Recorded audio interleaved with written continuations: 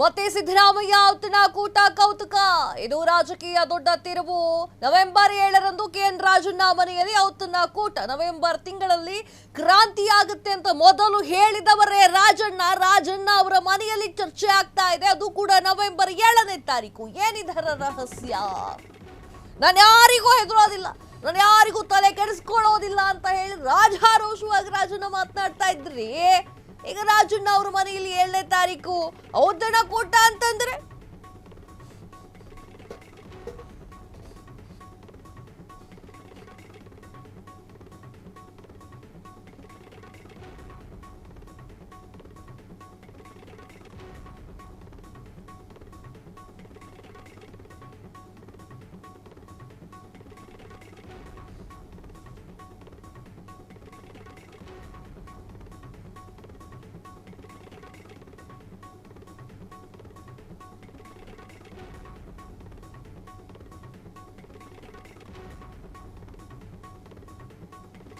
ಮತ್ತೆ ಸಿದ್ದರಾಮಯ್ಯ ಔತಣ ಕೂಟ ಕೌತುಕ ಹುಟ್ಟಿಸಿದೆ. ಇದು ರಾಜಕೀಯ ದೊಡ್ಡ ತಿರುವು. ನವೆಂಬರ್ 7ರಂದು ಕೆಎನ್ ರಾಜಣ್ಣ ಮನೆಯಲ್ಲಿ ಔತಣ. ನವೆಂಬರ್ ಕ್ರಾಂತಿ ಕುರಿತು ಚರ್ಚೆ.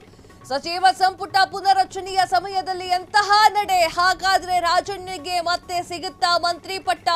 ತೀವ್ರ ಕುತೂಹಲವನ್ನ ಸೃಷ್ಟಿಸಿದೆ ಸಿಎಂ ನಡೆ. ಆಪ್ತರ ಕೈ ಹಿಡಿಯಲಿಕ್ಕೆ ಮುಂದಾದ್ರ ಸಿದ್ದರಾಮಯ್ಯ ಅಂತ. ಎಸ್, ಇದು ರಾಜಕೀಯ ಚದುರಂಗದ ಆಟ, ರಾಜಕೀಯದ ಒಂದು ಕುತಂತ್ರ, ರಾಜಕೀಯದ ತಂತ್ರಕ್ಕೆ ಕುತಂತ್ರದ ಸರಿಯಾದ ಮಾರ್ಗ ಅಂತಂದ್ರೆ ಇದು. ಕೆಎನ್ ರಾಜಣ್ಣ ಅವರೇ ಹೇಳ್ತಾರೆ ನವೆಂಬರ್ ಕ್ರಾಂತಿ ಆಗುತ್ತೆ ಅಂತ.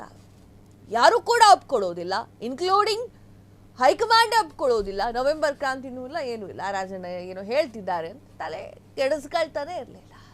ಸಂಪುಟ ಪುನರ್ರಚನೆಯ ಸಮಯ ಹತ್ರ ಬರ್ತಾ ಇದೆ. ಬಿಹಾರದ ಎಲೆಕ್ಷನ್ ಮುಗಿದ ಕೂಡ ಸಚಿವ ಸಂಪುಟ ಪುನರ್ರಚನೆಯನ್ನ ಮಾಡ್ತೇವೆ ಅಂತ ಕೂಡ ಹೇಳಲಾಗ್ತಾ ಇದೆ. ಇಲ್ಲಿ ಕೆಎನ್ ರಾಜಣ್ಣ ಅವರ ಮನೆಯಲ್ಲಿ ನವೆಂಬರ್ 7ನೇ ತಾರೀಕಿಗೆ ಔತಣ ಕೂಡ ನಡೀತಾ ಇದೆ.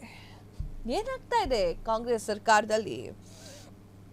ನವೆಂಬರ್ ಕ್ರಾಂತಿ ಇದು ಕಾಂಗ್ರೆಸ್ನಲ್ಲಿ ಎದ್ದಿರುವಂತಹ ಗುಲ್ಲು. ಇದು ಯಾವ ಕ್ರಾಂತಿ ಆಗುತ್ತೋ ಬಿಡುತ್ತೋ, ಆದ್ರೆ ಇದು ಸಚಿವರು ಶಾಸಕರ ತಲೆಗಂತೂ ಹುಳ ಬಿಟ್ಟಂತಿರುವಂತಹ ಇದು ಒಂದು ಕ್ರಾಂತಿ. ಇದರ ಮಧ್ಯೆ ಸಚಿವ ಸ್ಥಾನದಿಂದ ಉಚ್ಚಾಟನೆಗೊಂಡಿರುವಂತಹ ಕೆಎನ್ ರಾಜಣ್ಣ ಸೇರಿ ಹಲವಾರು ಸಿಎಂ ಮತ್ತೊಂದು ದಾಳವನ್ನ ಉರುಳಿಸಿರುವಂಥದ್ದು. 4 ತಿಂಗಳ ಹಿಂದೆ ಕ್ರಾಂತಿಯ ಜನಕ ಕೆಎನ್ ರಾಜಣ್ಣ ರಾಗ ಸಂಯೋಜನೆ ಮಾಡಿದ್ದಂತಹ ರಾಜಕೀಯ ವಿಶ್ಲೇಷಕ ಪರಿವರ್ತನೆ ಪರ್ವಕ್ಕೆ ಗಳಿಕೆ ಕೂಡಿ ಬಂದಂತೆ ಕಾಣಿಸ್ತಾ ಇದೆ. ನವೆಂಬರ್ ಕ್ರಾಂತಿ ಬರ್ತಾ ಇದೆ, ನವೆಂಬರ್ ತಿಂಗಳು ಬರ್ತಾ ಇದೆ. ನವೆಂಬರ್ ತಿಂಗಳಲ್ಲಿ ಕ್ರಾಂತಿ ಆಗೋದು ಪಕ್ಕ ಅಂತ ಹೇಳಲಾಗ್ತಾ ಇದೆ. ಅಯ್ಯಯ್ಯೋ ಇಲ್ವೇ, ನವೆಂಬರ್ ಕ್ರಾಂತಿ ಅನ್ನೋದೆಲ್ಲ ಎಲ್ಲ ಸುಳ್ಳು ಅಂತ ಹೇಳ್ತಾ ಇದ್ದವರು ಕೂಡ ಈಗ ನವೆಂಬರ್ ಕ್ರಾಂತಿ ಅಂತ ಹೇಳಿ ಹೆದರಿ ಅಲ್ಲಾಡ್ ಹೋಗ್ತಾ ಇದ್ದಾರೆ. ಒಂದ್ ಕಡೆ ಸಿದ್ದರಾಮಯ್ಯ ಅವರ ಕುರ್ಚಿ ಹೋಗುತ್ತೆ ಅಂತ ಹೇಳ್ತಾ ಇದ್ರೆ, ಇನ್ನೊಂದ್ ಕಡೆ ಡಿ.ಕೆ. ಶಿವಕುಮಾರ್ ನಾನು ಬಿಡೋದಿಲ್ಲ ಅಂತಿದ್ದಾರೆ. ಯತೀಂದ್ರ ಅವರು ಕೂಡ ಟಾಂಟನ್ನ ಕೊಟ್ಟಿದ್ದಾರೆ. ನಮ್ಮ ಅಪ್ಪರಷ್ಟು ವರ್ಚಸ್ಸೇನಾದ್ರು ಇತ್ತು ಅಂತಂದ್ರೆ ಅದು ಸತೀಶ್ ಜಾರಕಿಹೊಳಿಗೆ ಅಂತ. ಒಂದ್ ಕಡೆ ಅದು ನಡೀತಾ ಇದ್ರೆ, ಇನ್ನೊಂದ್ ಕಡೆ ಸಚಿವ ಸಂಪುಟ ಪುನರ್ರಚನೆಯ ವಿಚಾರವಾಗಿ ಸಾಕಷ್ಟು ಜನ ದೆಹಲಿಗೆ ಪ್ರಯಾಣವನ್ನು ಮಾಡ್ತಾ ಇದ್ದಾರೆ. ಅದರಲ್ಲಿ ಲಕ್ಷ್ಮೀ ಹೆಬ್ಬಾಳ್ಕರ್, ಕಾಡು ಮಂತ್ರಿ ಖಂಡ್ರೆ, ಇನ್ನು ಚಲುವರಾಯಸ್ವಾಮಿ, ಇನ್ನು ಹಲವಾರು ಜನ ದೆಹಲಿಗೆ ತಮ್ಮ ಸ್ಥಾನವನ್ನು ಉಳಿಸಿಕೊಳ್ಳಲಿಕ್ಕೆ ಹೋಗ್ತಾ ಇರುವಂತದ್ದು. ಇದರ ನಡುವೆ ಕೆಎನ್ ರಾಜಣ್ಣ ಅವರು ಸಚಿವ ಸ್ಥಾನದಿಂದ ವಜಾಗೊಳಿಸಿದ್ರು ಕೂಡ ತಮ್ಮ ಚಾಕಚಕ್ಯತೆಯನ್ನ ಮೆರಿತಾ ಇದ್ದಾರೆ. ಇಂಟರ್ವ್ಯೂ ಮಾಡಿದ್ರು ನಮ್ಮ ಚಾನೆಲ್ ನಲ್ಲಿ. ಇವಾಗ ಹೇಳ್ತಾ ಇದ್ರು ಅವರು ಏನು ಅಂತಂದ್ರೆ, ನಾನು ಯಾರಿಗೂ ಹೆದರೋದಿಲ್ಲ, ಎಲ್ಲರ ಒಂದು ವಿಚಾರವೂ ಕೂಡ ನಂಗೆ ಗೊತ್ತಿದೆ, ನಾನು ಯಾಕೆ ಹೆದರಬೇಕು ಅನ್ನುವಂತಹ ಮಾತನ್ನು ಕೂಡ ಅವ್ರು ಆಡಿದ್ರು.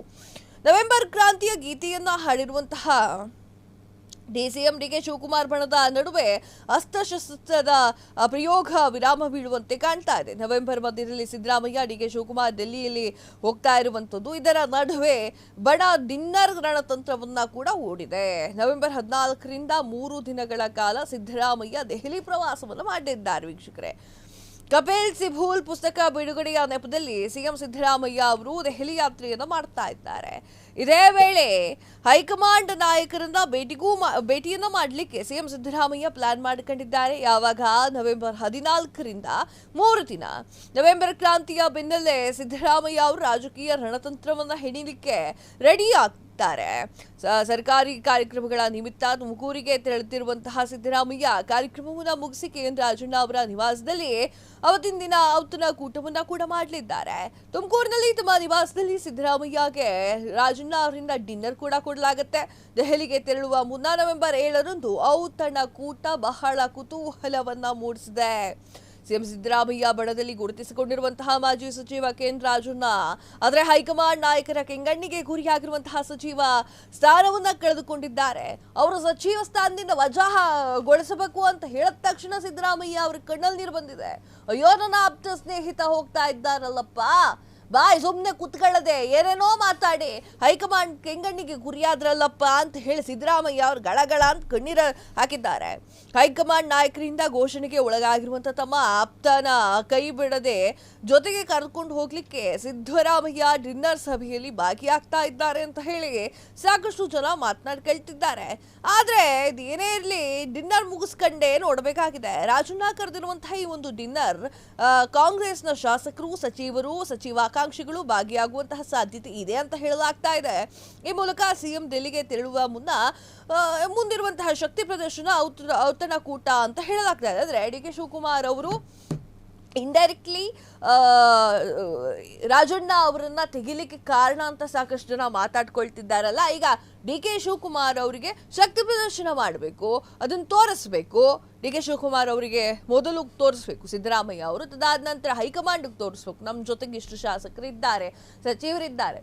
ಆ ಒಂದು ನಿಟ್ಟಿನಲ್ಲಿ ಈ ರೀತಿಯಾಗಿ ಮಾಡ್ತಾ ಇರಬಹುದು ಅಂತ ಹೇಳಿ ಈಗ ಮೇಲ್ನೋಟಕ್ಕೆ ಕಾಣ್ತಾ ಇರುವಂಥದ್ದು. ಕ್ಷಣ ಕ್ಷಣದ ಸುದ್ದಿಗಳಿಗಾಗಿ ಫ್ರೀಡಂ ಟಿವಿ ಸಬ್ಸ್ಕ್ರೈಬ್ ಮಾಡಿ, ಲೈಕ್ ಮಾಡಿ ಹಾಗೂ ಫಾಲೋ ಮಾಡಿ. ಹೊಸ ಸುದ್ದಿಗಳ ನೋಟಿಫಿಕೇಶನ್ಗಾಗಿ ಬೆಲ್ ಐಕಾನ್ ಮೇಲೆ ಕ್ಲಿಕ್ ಮಾಡಿ.